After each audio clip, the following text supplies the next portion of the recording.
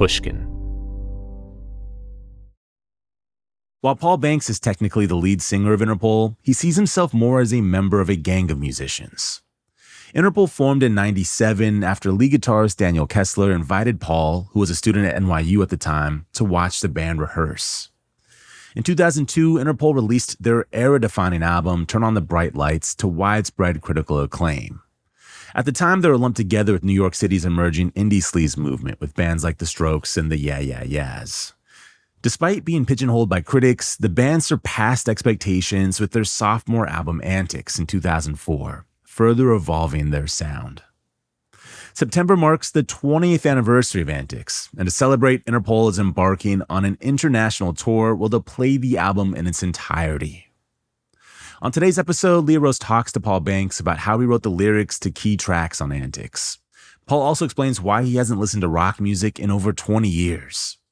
He also remembers watching a boxing match with John Frusciante and RZA from Wu-Tang, and how John forever changed the way Paul thinks about musicality and hip-hop. This is Broken Record, liner notes for the digital age. I'm Justin Richmond. Here's Leah Rose's conversation with Paul Banks. Thank you for doing this. Thank you for being here. Curious about Antics. So Interpol's about to go out on tour and perform the entire album. Have you ever been to any of these shows where a band performs an entire album? I don't think I have, but the first time that I remember it happening that I really wanted to go to was a while ago, and it was Trans Am playing Future World in its entirety. And I feel like that was almost 10 years ago, and it was like at Union Pool in Brooklyn, maybe even longer. And so really actually the fact that I even remember all of that is because I really wanted to go. So anyway, that maybe predisposed me to feeling okay about it. I think, we've been asked by outlets that are not supportive of the band to come and do one of our records. And I've said no because I feel like I don't like this outlet and they're not supportive, and I even take it as a bit of a dig on the rest of our catalog that they're asking us to do this one record. So for them, I said no, but for everybody else, I feel like I actually don't dislike the concept of doing a whole album in a show. I think it's actually like a celebration of, a portion of your catalog, and it's not really a comment on the rest of your catalog. Right. But I think the Trans Am example kind of got me predisposed to be favorable towards it. And then I think it's like a new thing that's kind of happening now. I see a lot of bands doing it. And rather than see that as some kind of gimmick in any way negatively, I actually think it's really cool. And I think in the world of music and the business of music, having a package to sell or a reason to motivate an audience to kind of want to come and see a show, I think it's good, good for us, good for other bands that have records that people might want to see top to bottom. And I actually enjoy it. And I feel like our fan base loves all of our records. And I think it's fun to just frame an evening around one in particular and just do it top to bottom. Yeah.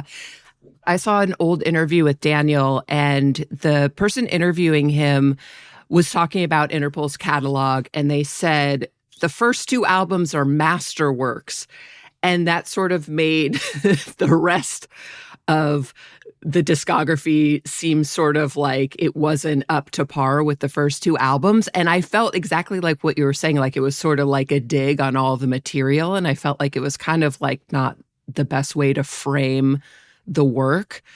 I wonder about the divide between critics and then the fans. Yeah. Do you feel like you have to sort of block out the critical voice sometimes? I've blocked out the critical voice for 15 years, I think.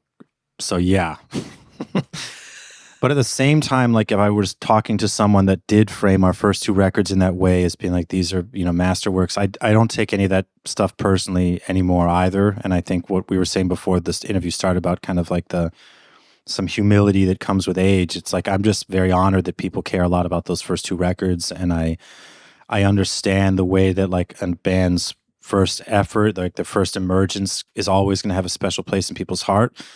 And I remember very keenly, a lot of the second record was written towards the end of writing our first record. And we had kind of inter-band discussions at the time, let's not take a break after the first one. Let's go, go, go, and kind of really sort of solidify our entrance on the scene by doing a 1-2 punch.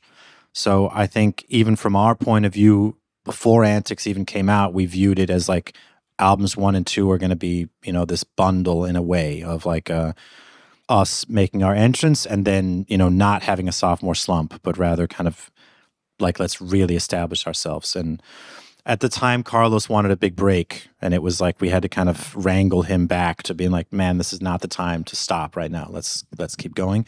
So anyway, I cherish the fact that people love those first 2 records, and I think that there is a segment of people that are like, that's where they started and ended with us. But that's cool too. If you love 2 records of ours, that's great for me. It's really interesting. Like I, read some of the feedback now from our fans on message boards and stuff. And like El Pintor has its like a new life. And that's like the first record post Carlos. And I think a lot of people that might talk about the first 2 as like their own kind of category, maybe wouldn't be fans of El Pintor, but our audience is, So anyway, I don't take it personal. I don't take offense to a critic citing 1 and 2 as being special, but I prefer listening to the audience who, seem to like all of it. Do you know what's responsible for El Pintor having a new life? It's not so much a new life. I think it might just be that maybe it's kind of contrarian for like diehard fans to be like, I don't, it's not about the first 2 for me. It's about the 5th, Totally. But I also think El Pintor's is in our catalog, it's a really good record. And I think our 4th one was a great record, but very challenging. It was a breakup record with Carlos. And then the 5th one was sort of us trying to figure out how to do it as a 3-piece. And I think there was just some magic to it. And I think it's aged well with our audience. But I think all of our records seem to be aging well. It just takes time for people to come around to them. How do you feel in general about talking about lyrics that you've written? I don't mind. I just don't know if I have anything very meaningful to say about, if anything, I think I can talk about like why I write lyrics the way I write them more than like what am I writing about, if that makes sense. Are you conscious yourself what you're writing about, or is it more just playing with words and feeling? It's more than just playing with words, but there has definitely been moments where I was kind of like trying to cultivate an automatic writing process. Like I think technically the term automatic writing comes from the surrealists, and it has to do with sort of like just like vomiting out thoughts, and I think trying to kind of like stuff a straw into your subconscious and just like get that stuff straight out. And I feel that phase that I don't even know if I really see myself there now, but that phase where I was really into the automatic writing component, I think it had to do with this idea that like the pure emotion or the pure experience of being a person is going to get a little cheapened when I try and put it through a prism of language consciously, because I'm going to be trying to package it for someone's experience of what I'm saying. Right. And I think the true automatic is like, just say what the soul is saying. I mean, in the early days, I looked at it as that I found most lyrics and most music to be kind of phony. And like it's about kind of trying to package the experiences of life into this artificial sort of sitcom-y kind of way of like, here's a relatable message, or like, here's a story I'm going to tell you. And I always felt like my experience of life was like way more chaotic and visceral and emotional. And so I just, whether or not it was like something that I was intentionally trying to do, there was so much that I wasn't trying not to do, which was like, I don't want to be fake and just say some dumb shit that like is supposed to be relatable in some digestible way about this is my experience. It's like life is this huge mystery of like alienation and pain for me and anguish and desire. And it's all a massive fog of chaos. And so why would I write in a way that isn't honest to that reality? Yeah. Now, on the highest levels, I will look at someone like Bob Dylan and a song like Spanish Boots of Spanish Leather, which is a series of letters from a woman and a man back and forth, where she's going on a vacation, they're together. And then as she continues writing letters, it becomes clear that she's not coming back. And then his final message in his last letter is, he's been telling her the whole time, don't worry about sending me anything. I don't want you to do anything for me. Just come home. And then finally, when she says, I'm not coming home, he says, okay, well then send me some Spanish boots of Spanish leather. And that shit is fucking unbelievable. So I believe at the highest level, you can use language to make very concise messages about the human experience. And maybe I'm just not there. But then I also think it's that I just don't care to do that because I think I like reveling in this sort of chaos version that I come from.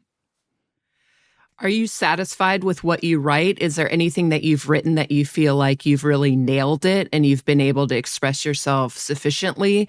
Or do you feel like it's always like not even close to what you're feeling inside? A couple times I've said things that, yeah, I think I'm very happy with, yeah. But, but there's never a solution. I think it's maybe just kind of like putting words that are evocative of an experience so closely that someone might feel less alone when they hear it. In your mind, what are some times when you've gotten close to where you're happy with what you've written, or you feel like you accomplished what you set out to express? I mean, if we're, on Antics, for instance, the song Not Even Jail has always been one that I've been quite proud of. There was a lyric that came up, I saw someone comment recently about, and I'd forgotten this one, but it was, you reach out to emptiness until the reaching out feels empty too. That's off a song on Marauder. That to me is like, that's a truthful lyric of experience and a feeling that I've had, but it doesn't really provide any solution. It's just kind of like, that's a way of talking about depression and like the struggle of being depressed.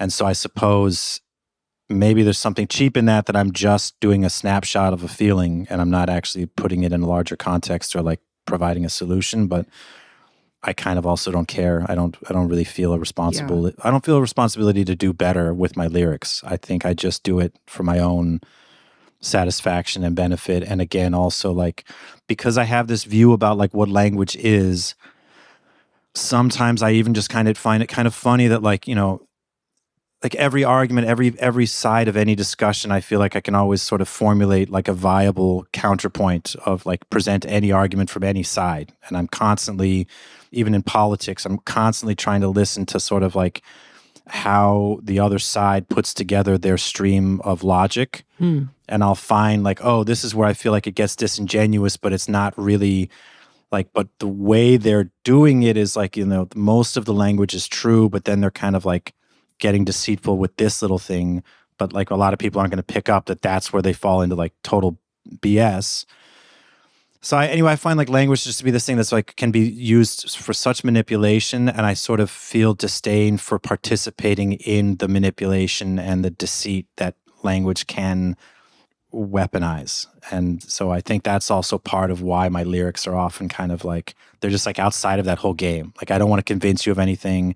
I don't want to pretend to summarize anything.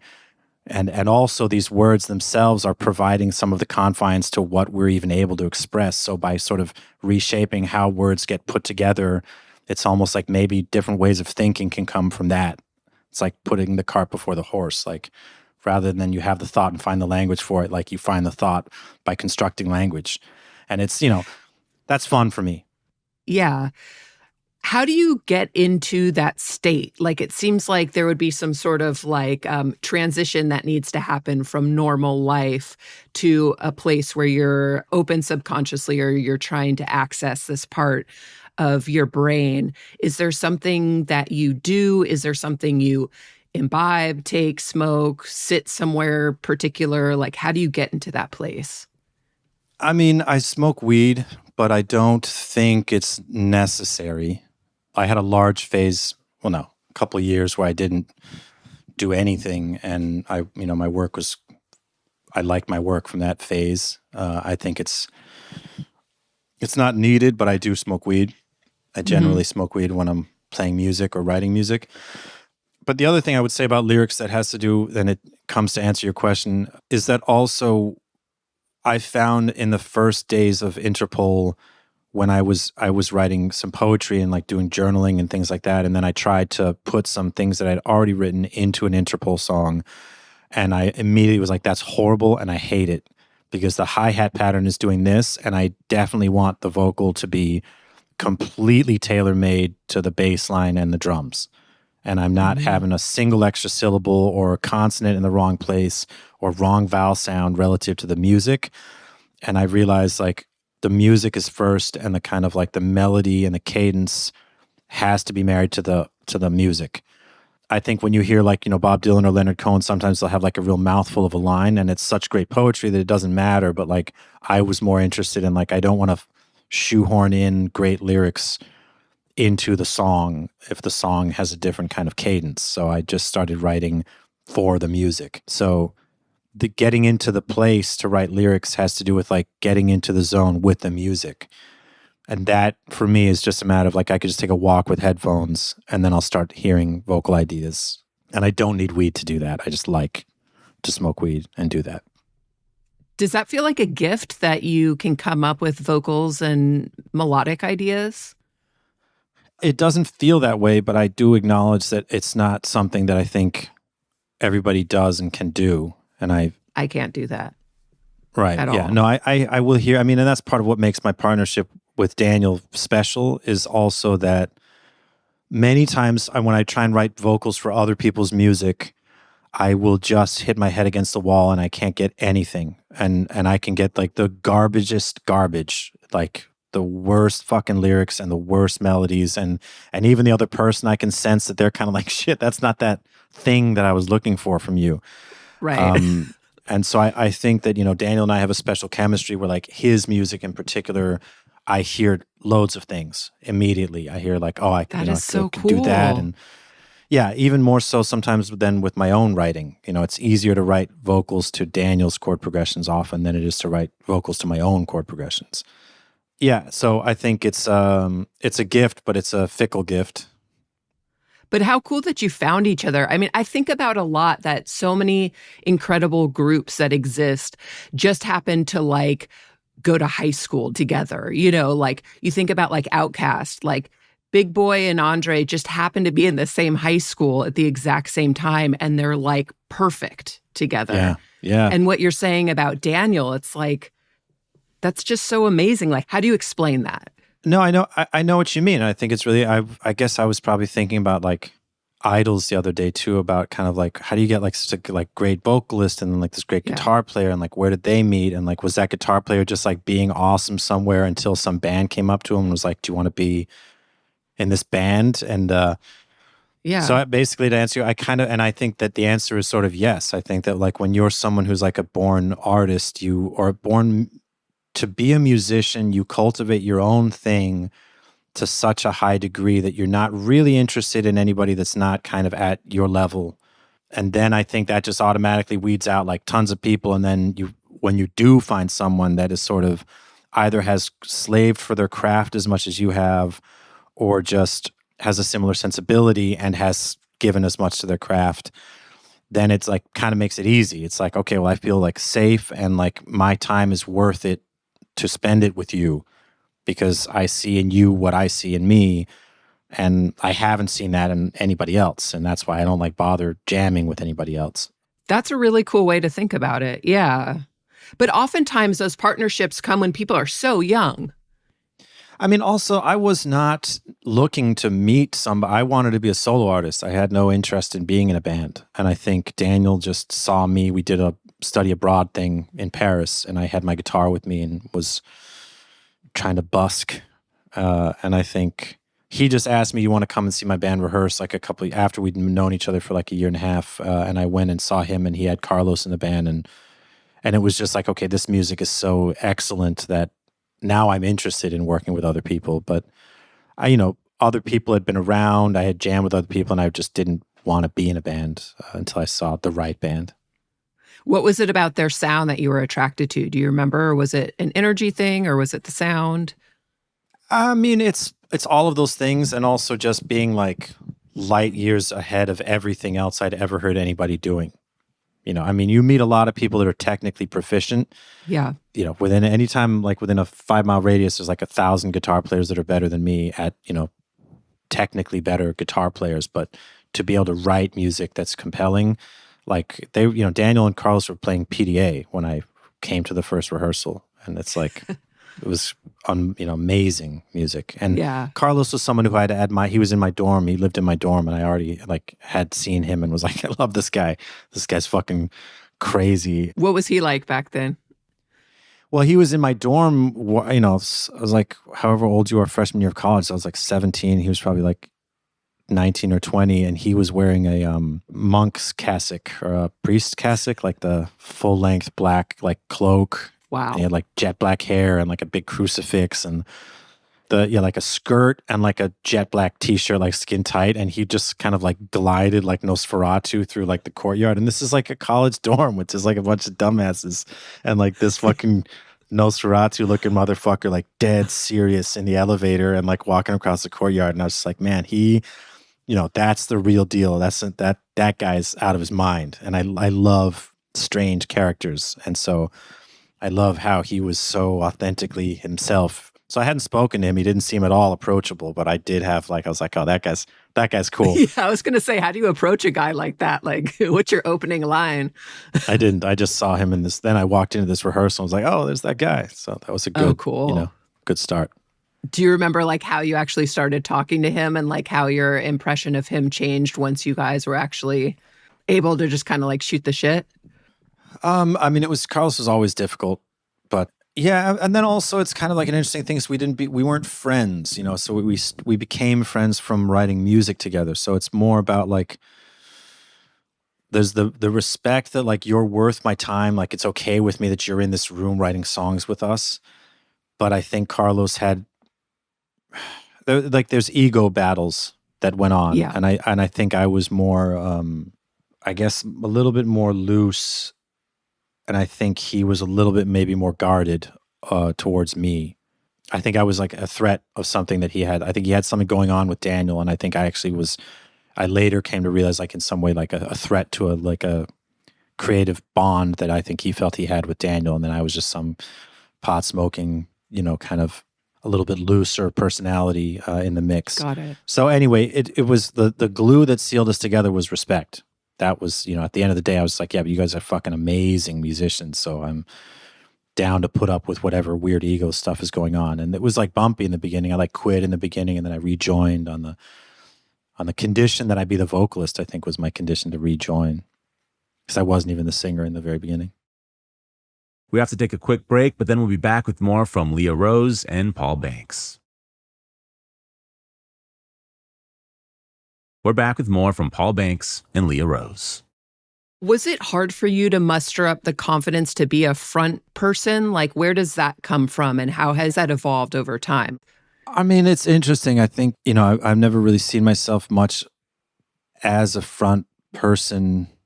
I think possibly because the band, like, it felt like a gang to me and it didn't really need a gang leader. It seemed to me sort of more like, and I like the idea of a gang where like in any given situation, like one guy can handle it or one person can handle this situation, another person handles this situation. And as a collective, you're very strong and it doesn't really hinge on having like some leader.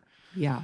But I think all dynamics do. And I think as a band, like Daniel was sort of the ideological or the strategic leader of what we do as a band. Yeah. And Carlos wasn't really looking to include my songwriting into what we were doing. So I never really felt like this is my band. I felt like I'm a collaborator in this collective and my role is that I'm the singer. And it's not really my personality to then kind of cop like that it's something else. Like, I'm bringing these guys along with me. It's kind of like, nah, we sort of do this stuff all together. And so I'm just the one in the center of the stage. So I never really I didn't really try and pretend to be anything that it wasn't. And I think that also that's how kind of involved with how we got the name. Like Interpol was like this idea of it being a collective where it's like, it's just dudes in black suits and like, you don't really know who the boss is. It's like everyone's very capable, but it's about the group power rather than individual. Right. So you're not like the Mick Jagger in the front, like having to be like. No. I mean, even when I do solo stuff, I'm not that kind of performer anyway. Yeah. So that's what I mean. I'm like, even in or out of Interpol, I'm just sort of not. I'm just like an artist. I don't really view it as like that kind of performer streak. But I love crazy performers. I love Carlos and I love Mick Jagger and I love, Perry Farrell. Yeah. Kurt Cobain was someone who sort of didn't seem to be that fussed with trying to be like a performer in that regard. And I say this from experience because I saw them live. he seemed kind of like, he's doing his thing. It's not about like entertaining you with what his body's doing. It's more like that his music is coming out of him. And I think I'm sort of that way. How old were you when you saw them? Probably 14 or 15. I saw them in a bull ring in Madrid, Spain. It was in utero, front row. Front row? Yep. Yeah, I was the biggest Nirvana fan. I was, the biggest. What do you remember from the show? I was interested in the way that Kurt, like how he kind of moved and held his guitar. He had this kind of like swimmy sort of thing, like he'd stay like in one spot, but sort of like it's like had this like kind of swimmy thing that he was doing. And I remember, for some reason, watching Pat Smear a lot. It's again, kind of like the live stuff has never really been. It wasn't so much about like it was the records that meant everything to me. And I mentioned seeing them live for the kind of like historic trivia of that, but not. Yeah, it wasn't that. And then I saw them live, and everything changed. Like everything had already changed, and then I saw them live. Have you gotten to meet Chris Novoselic or Dave Grohl? And met Dave Grohl once. I'm pretty awkward, so I didn't really capitalize on that situation, but he just mentioned that he loved the snare sound on our first record. Oh, that's cool. Yeah, but he seems like a real cool dude, and I have so much respect. All right, let's run through some of the tracks on Antics. Let's see. So if there's any memories you have of like writing these songs, performing the songs. Okay, how about Next Exit? Let's just start at the top. Yeah, that was fun. I think fondly of that one. I think we were aware after the first record that, when we started, we didn't talk about post-punk. We didn't talk about the bands that represent post-punk, or if they were talked about around me, I didn't know that there was a genre by that name and that these bands were the ones that, represented it. I think Carlos and Sam definitely did know all that shit, but it was sort of like I was like into Nirvana and the Pixies. And it was a little bit kind of like off-putting to me when the first record came out, and I realized that we were just being contextualized as like what this band is doing is derivative of and a callback to this very specific thing that already happened. Because in my mind, it was like, actually, I thought I found like three geniuses and we're doing like dope shit together. And that's what I thought was happening. I didn't realize that we're actually this thing that you're telling us that we are. Now I understand it's all completely founded. All of those assessments and comments make perfect sense to me now, but I was, young and naive. Anyway, I don't know who it was that sort of came up with the concept for Next Exit, if it was a Daniel thing or if Carlos went to the organ straight away, but I loved how it sort of represented something very unlike what we were seemingly known for. So it was like a little bit of just like dusty Americana.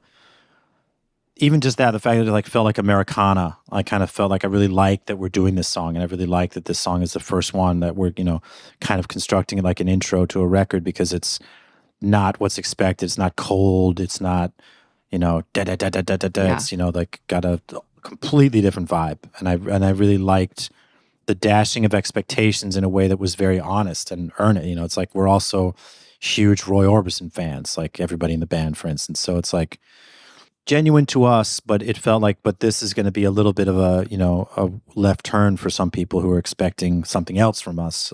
So I liked that we did that song. How does sequencing work in the band? Who comes up with the final sequence, and what is that process like? It depends. Like I sequenced Marauder, Daniel sequenced the most recent record. I think Antics was probably Daniel, but I think we did kind of debate it and, maybe did some reorganizing. It was likely a group effort, I think, on that one. Or maybe we all took home CDs and like tried to sequence it. I don't remember. Seems so hard because there's so many songs. There could be an infinite number of sequences to sort of like settle that debate. It seems tough. But the music in such a different, intimate way when you've made it, that it's like everything is so familiar to you. And I think that it sort of makes sense. It sort of makes sense. Yeah, it's not that hard. Were there other songs that were recorded that were left off the final version of Antics? Good question. Yeah, I think, yeah. Oh, yeah, we tried to finish this song called, that came out later we called it Gavilan when it came out, but it was called Cubed at the time. And that was like one of our best things that we ever wrote. And I just couldn't get the fucking lyrics together on that one. And I think that's why it didn't happen. And I think song 7 also was a case I just didn't like that song. That's why that didn't come out. But it's since come out, and I think the fans really like it, but wasn't my fave. Yeah, I can't remember other B-sides from that record though. All right, what about Evil? Evil was one that I spent like a lot of time on the lyrics, and I really enjoyed writing that, and I felt like that was like actually for me it's kind of one of those songs that was a single for us that I really like. And I think sometimes the singles are the ones that I like, not as much as some other songs. But Evil, yeah, I really enjoyed writing the lyrics to that. And yeah, it's a good song. I like that one. How do you usually listen to mixes? Do you take stuff home with you? Were you burning CDs and listening to them in like your car or in like a disc band? What was the process for you for really hearing what had been tracked? Yeah, I love listening on car stereos, but I think at the time it would have been like a CD player, a portable CD player. And for me, that would be because like that's how I listened to at that time we were doing Antics, that's how I listened to my Trans Am and my Stereo Lab, and my John Frusciante is, on my CD player. So yeah, popping it into the same format that I listened to music I'm enjoying at the time, that's how I would, reference it and see how it kind of, if I get a visceral kick that way.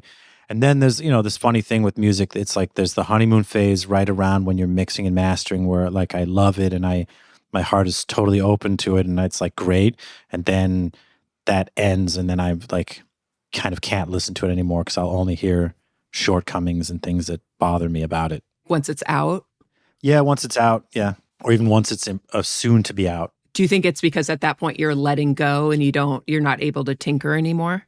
Possibly, or also just like now everybody else is like, fingies are going to get all over it. And I'm going to have to deal with like people's, there's expectations and then there's like the actual reaction. Yeah. And I think once it's in the field of like now people are going to be satisfied or dissatisfied. And it's this whole world of like now judgment is being passed on this music. And I think the moments before that enters my perspective is a great phase, and then I have to like just turn away from it now. How do you deal with haters? Like if you're in comments and you're reading what people are saying, like are you of the mind that you have to just have a thick skin and sort of like keep on, or how do you deal with it?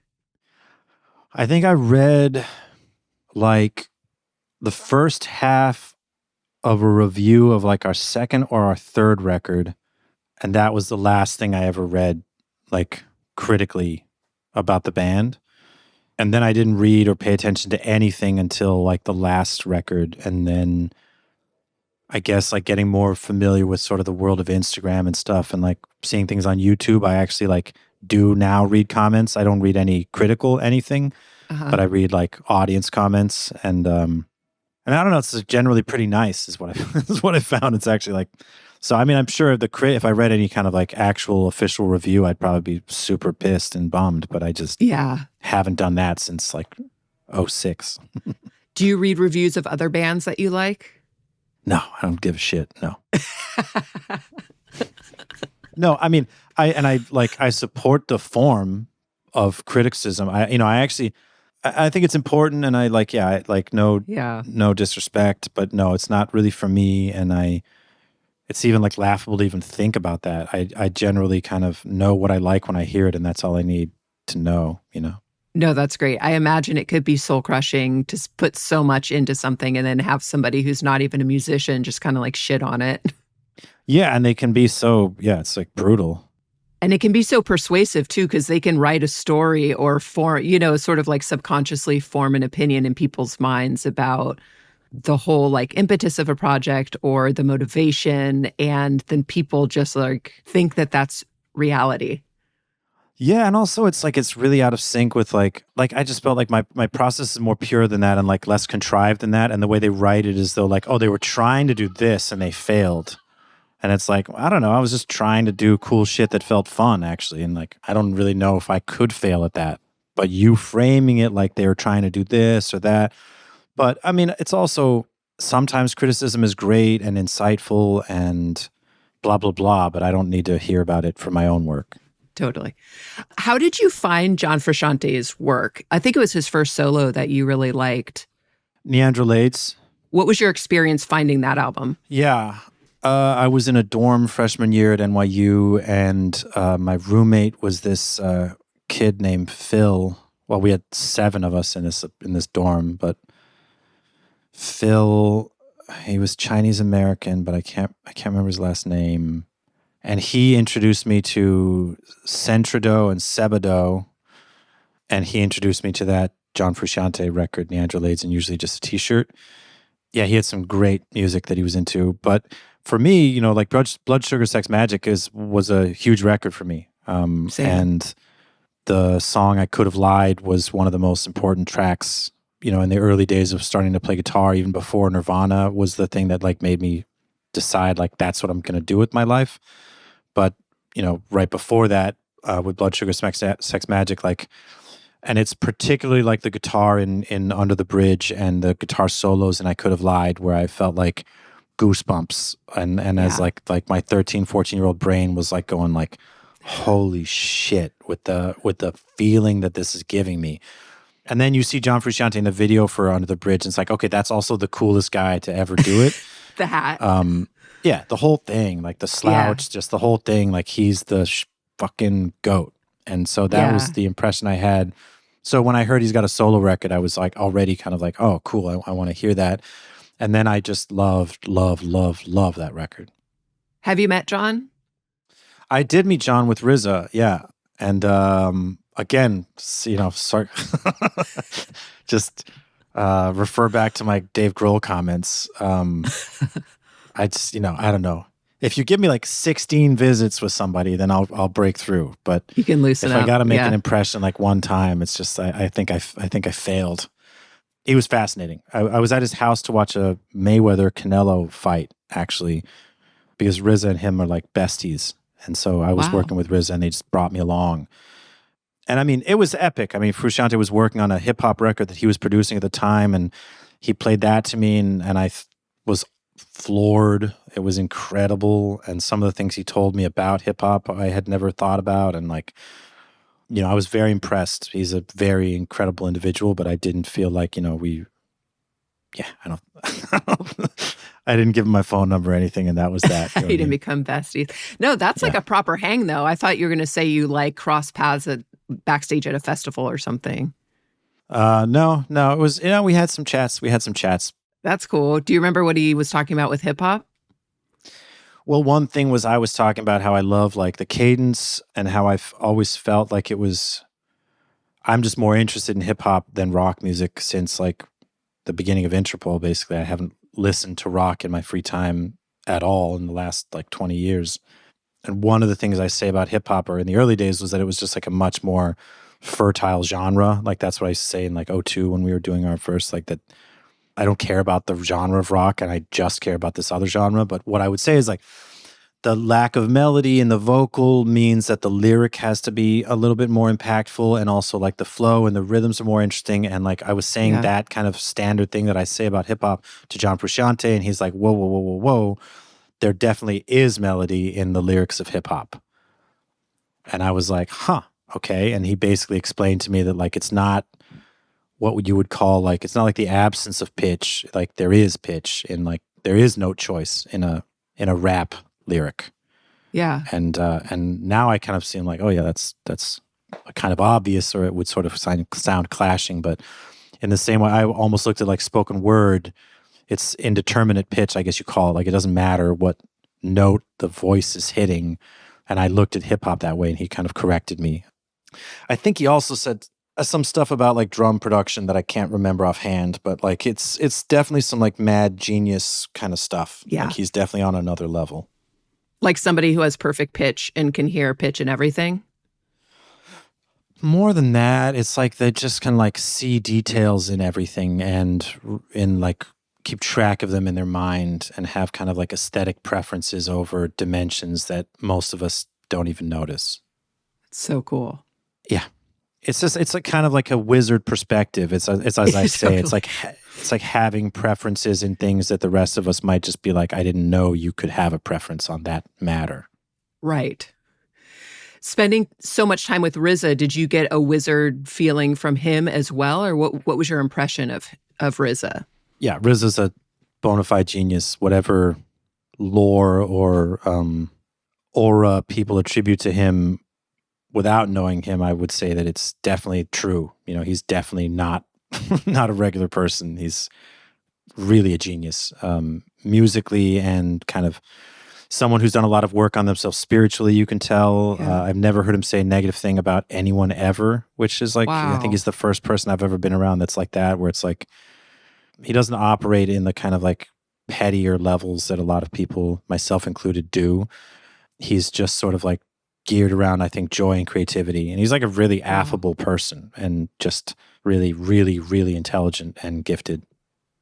That was a feeling I got watching the Hot Ones when you guys were on Hot Ones like 10 years ago. Mm. He just seemed like so much fun to hang out with and just kind of like down for whatever and like a really positive outlook. Yeah, and I think, but it's not entirely without intention. Like what you perceive there would be that he's made the decision, I'm going to go do this show that Paul said we should do. And I'm obviously not going to try and have a bad time or have an attitude. I'll go and like he chooses to go have a nice time and be light about it. So like there was an instance where like we did this thing with like the Spike Awards. Actually, Kobe was there that time. It was the first time I ever saw Kobe speak in person.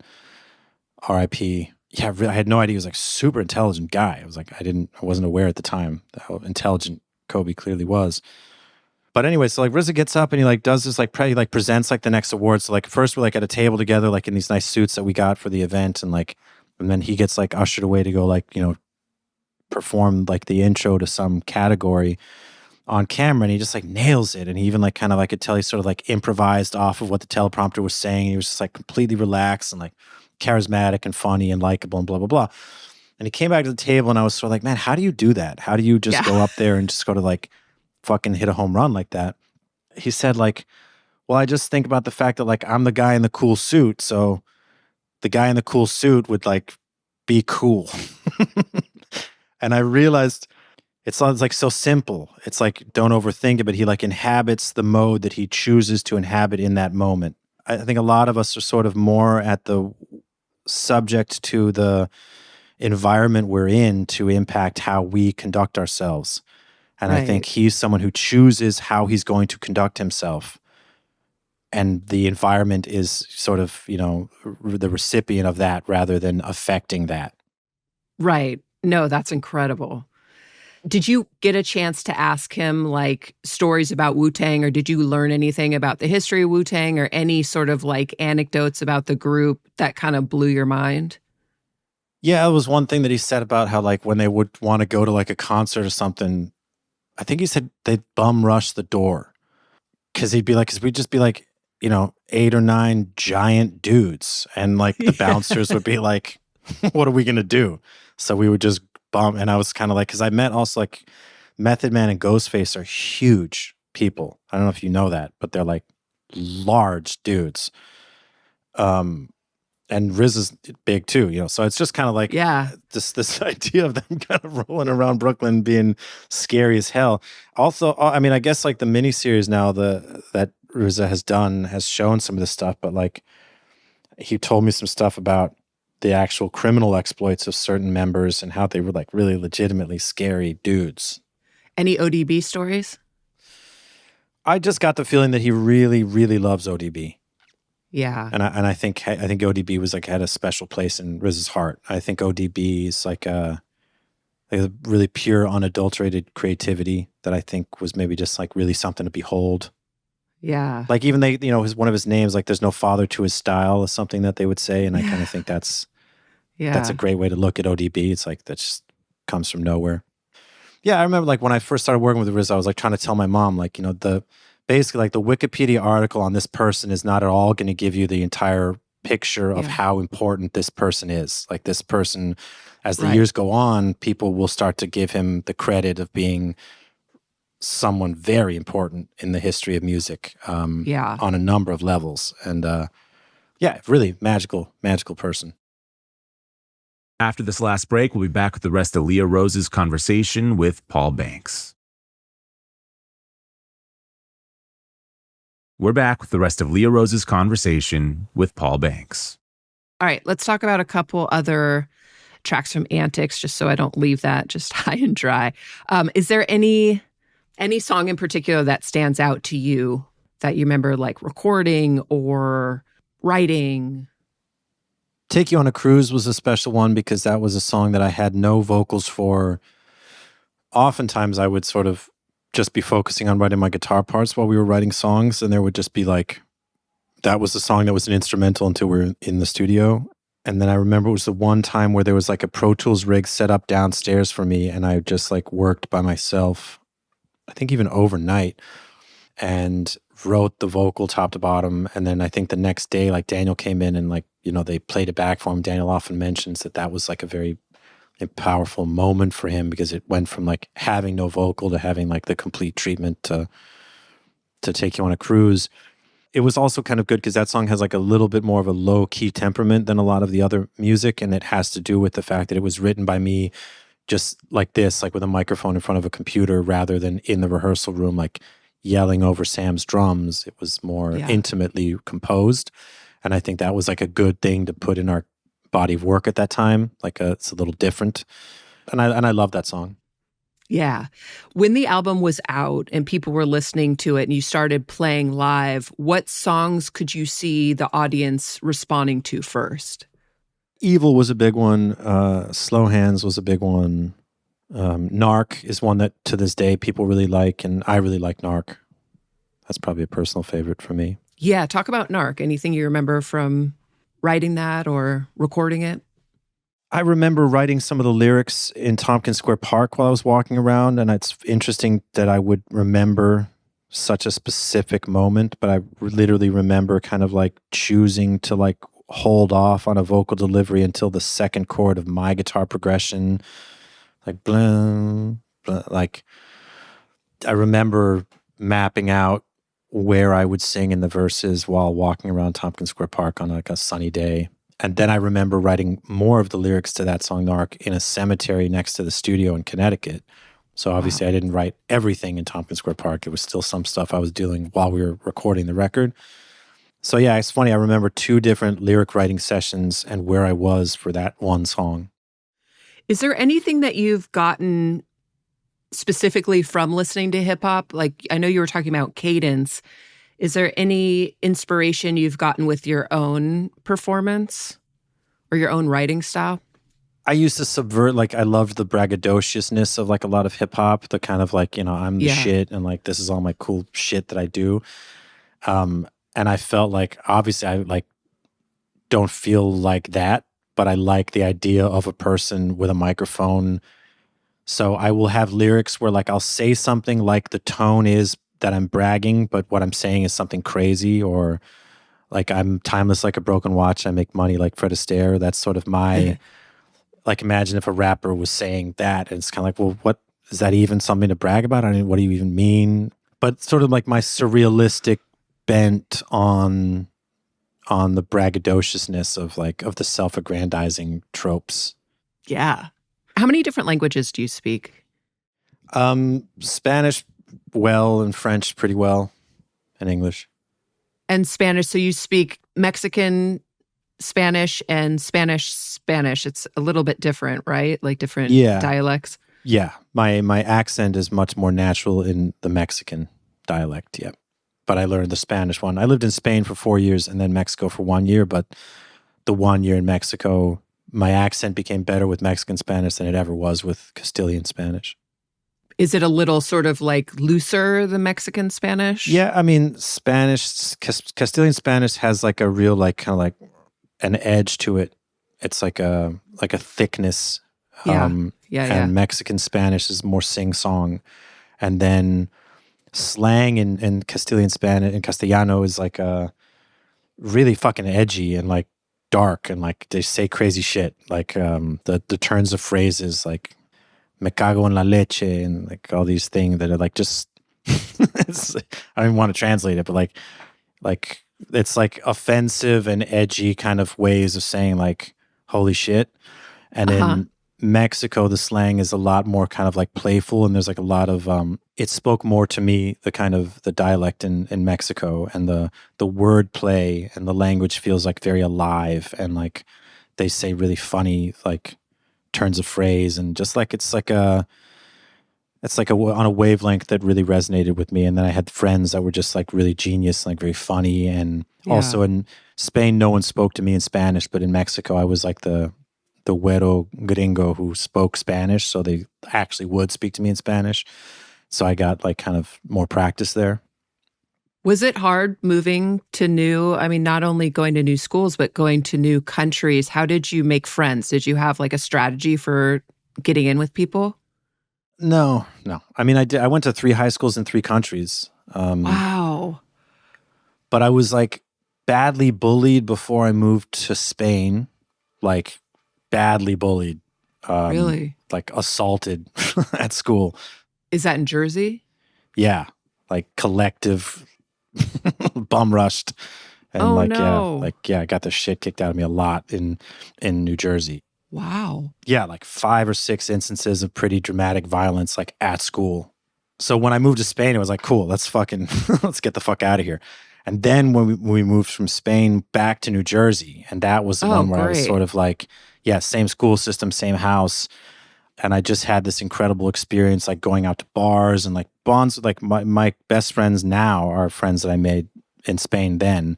So coming back to New Jersey after that, I was kind of like a little bit like, and this is for everybody. I don't want anything to do with any of y'all like at all. And yet I did meet some lovely people, and like obviously like kids are kids. So even some of the people that had been kind of like the bullies, I even became friendly with some of them, and but you never really get rid of that stuff. Like it definitely like shaped how I view everybody. I think bullying at that young age. But so Yeah. that was interesting. It was going back to that, and then leaving that was to go to Mexico, which again was kind of like, I'm good. Like Spain turned out to be so dope, then I'm open to see what Mexico has for me. Were you angry at your parents for moving so much, or did you just No, like kind I of go say, as I along say, with it? when we went to Spain, I was like, cool, let's fucking go. I fucking hate New Jersey. So Yeah. thank you, mom and dad. And then I didn't like Spain when I got there, but then like a year and a half in, I think once I realized like, oh, wait a minute, like I didn't like it at first and now I love it. Maybe that's what it's like if you go anywhere in the world. You're not used Hmm. to it at first and then you come to love it. And maybe that's why everybody, wherever they're from, like likes where they're from. So once that clicked, I was like, oh yeah, I could just go anywhere and eventually I would find my way to love the place. And I've always been kind of an introvert. So like I always had friends. It wasn't, I didn't need more friends. I didn't feel friendless. In New Jersey, I did, but that was kind of also, as I say, because I was like, fuck all y'all. What was your relationship like with your parents? Were you close with them? Were you rebellious? Yeah. But, I never shoplifted and I didn't skip a lot of school. But I got in trouble at school a lot for acting out in a goofy way. Yeah. But then, I also got good grades. So it's like it never Oh, that's was that good. bad. Do you want to talk about being a dad at all? Are you open to that? Sure. Yeah, it's the best, the best. I really love being a dad. Has it been a big change for you? Yeah, it has. It's very simplifying, kind of makes the career not matter to me as much, but at the same Yeah. time makes me want to do better at my career because I want to, provide and just do a good job and be a good example, but I don't care about like Oh, accolades or recognition anymore because it's like the only thing that matters is that this dude is happy and well yeah. adjusted and stuff. It's awesome you're getting that experience. Yeah, I mean the sappiest thing that I can say about it too is that I definitely feel like there's a capacity for love that I had my whole life, but it's never been entirely safe to turn that like high beam all the way on. I think, because relationships are complicated and, we all have some defenses up. So then to have like a baby and it's like, oh, wait a minute, like to turn on the sort of love beam all the way, like without any need to sort of hide any of it. It's really like a beautiful experience. And, I love that little dude so much. It's crazy. Oh, did it take you a while? I've heard that sometimes with dads, it can take a little while for that connection to form? No. Or was not it at all. instantaneous? No, but I believe in kind of like normalizing the fact that happens, because I've heard that. Like, I've heard it happens for moms too. Sometimes they don't have a bond. And so I think it's important to kind of like say that that's totally reasonable and talk about it. And, but no, I immediately felt a huge magnetism and connection to him. Amazing. Amazing. Congratulations. Yeah. Well, thanks so much, Paul. I appreciate you for hanging out for so long. My pleasure. Yeah, great. Thank you. Thanks again to Paul Banks for talking about the making of Antics and his creative writing process over the years. You can hear our favorite Interpol songs along with some of Paul's solo material on a playlist at brokenrecordpodcast.com. You can follow us on Twitter at Broken Record. Broken Record is produced and edited by Leah Rose with marketing help from Eric Sandler and Jordan McMillan. Our engineer is Ben Tolliday. Broken Record is a production of Pushkin Industries. And if you like this show, please remember to share, rate, and review us on your podcast app. Our theme music's by Kenny Beats. I'm Justin Richmond.